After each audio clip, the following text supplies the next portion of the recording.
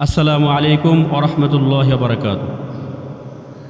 আমি আপনাদের সামনে এমন একটি বিষয় নিয়ে উপস্থিত হয়েছি, যেহেতু আমাদের সামনে কোরবানি ঈদ, আমরা পশু আমরা ক্রয় করব। তাহলে পশু যে ক্রয় করব, আমাদের অবশ্যই জানা উচিত পশুর বয়স কত হবে।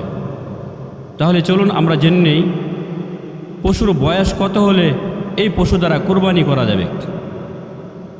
এক নাম্বার, যদি উট হয় তাহলে উটের বয়স হতে হবে 5 বছর। কত বছর ভাই?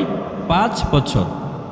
আর যদি গরু হয় তাহলে গরুর বয়স হতে হবে 2 বছর। কত বছর ভাই? 2 বছর। আর যদি ছাগল, ভেড়া, দুম্বা হয় তাহলে তার বয়স হবে 1 বছর।